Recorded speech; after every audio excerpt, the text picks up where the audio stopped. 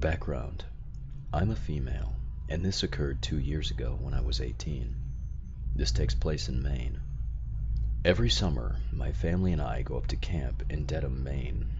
It's about a 3-hour drive from my house.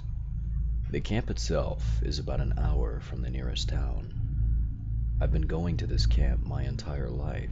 My family owns it, and have never had an incident like this happen before. I was watching TV in the middle of the night. Both of my brothers and my parents had gone to bed. I heard a noise coming from the kitchen and realized that the dogs needed to go outside to do their business. So I took my brother's 2 pit bulls and my Affin Pinscher, a tiny dog, outside after turning on the porch light. I walked around to the front yard and I let the dogs off the leash. It's so incredibly dark in the woods in Maine that the porch light really only illuminated the porch and nothing else, so I tried to keep an eye on them. I was momentarily distracted when I saw a loon, a wild bird, on the lake. When I looked back, I saw that the pit bulls were both looking at something in the woods. I couldn't see what it was, but I assumed they'd seen a squirrel or a raccoon. It was then that I realized I didn't see Alfie anywhere. She was an awfully small dog, and she's completely black. I called for her a few times and heard some soft whimpering right where the dogs had been looking earlier.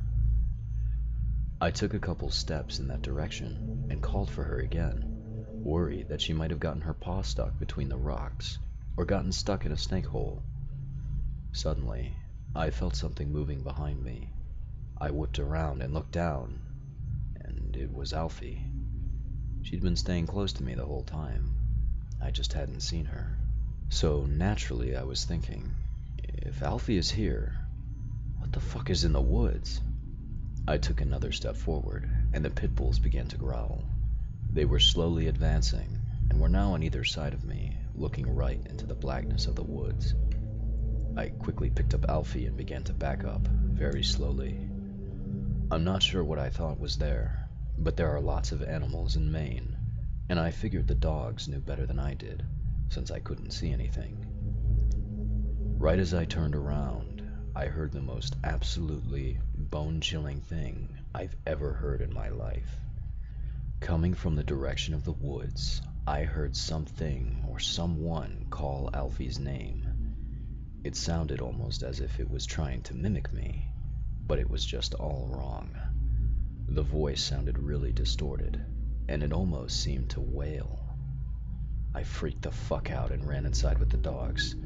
I have no idea what was out there in the woods. My camp is essentially a log cabin overlooking a lake, and our nearest neighbor, who is also family, lives at least a half mile in the opposite direction of where that thing was.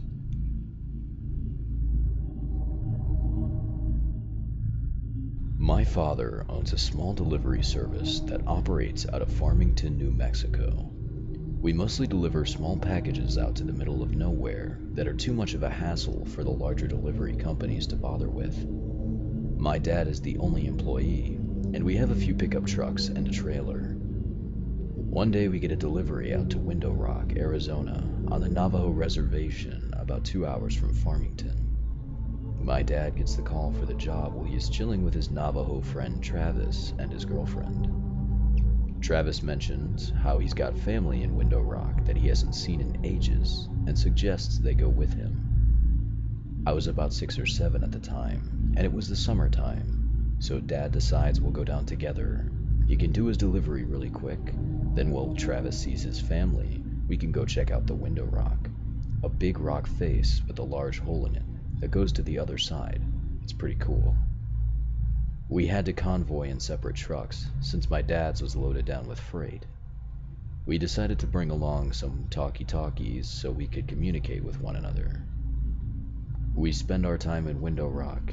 Everything is generally uneventful, and we start heading home along the old highway with my dad and I in front, and Travis and his girlfriend in their truck behind us. I honestly don't remember most of the Window Rock trip, but this next part I can never forget. We're somewhere on the highway between Window Rock and Gallup, New Mexico. It had just rained earlier in the day, and the road was kind of slick, so we were taking it pretty slow. On the left of the highway, there is nothing but sandstone cliffs, and on the right, there is a huge field separated from the road by a small barbed wire fence. We crest the top of this hill, and down at the bottom of the hill, we see what appears to be a very large dog, sitting back on its haunches in the middle of the road, facing the cliffs. My dad calls over the radio, "Hey Trav, you see that big-ass dog?" Travis starts yelling back over the radio, "That is not a dog! Speed up right now and hit it!" He sounds almost hysterical. He just keeps screaming, "Hit it! You have to hit it! Please! Please! Hit that fucking thing right now!" So my dad starts to speed up, and as we get a bit closer, I can begin to see it a little more clearly. It's covered in this brown, wiry, matted hair that appears to have dried blood all over it. It's still facing the cliffs, but the moment our headlights hit it, it turns and looks at us, and it has a face. I don't know how else to describe it other than a mix between a bear's and a human's face. It looks twisted and distorted and almost in pain. As we get closer to this thing, we start to realize it's actually fucking huge. Though it was still sitting on its haunches, it is about shoulder height with the hood of the truck. We get literally inches from hitting it when it lets out this scream that sounds like someone screaming as their lungs were filling with water, and it leaps backwards towards the field, landing just on our side of the barbed wire fence. Then with another leap, it was gone from sight. Travis comes over the radio again. "Holy shit, keep driving. We have to get out of here. We have to go faster." He kept repeating that last part. We have to get out of here, and we have to go faster. Pretty soon, we're speeding like crazy, and just as we start to come near the outskirts of Gallup, we get pulled over. Travis pulls his truck over with us. Naturally, this makes a cop, a Navajo man himself, very on edge, and he immediately asks why Travis felt the need to pull over as well. Travis says, "We just saw a skinwalker a few miles back, and it's been following us." The officer immediately turns white, stammers something about a verbal warning, gets in his car, and takes off. We do the same.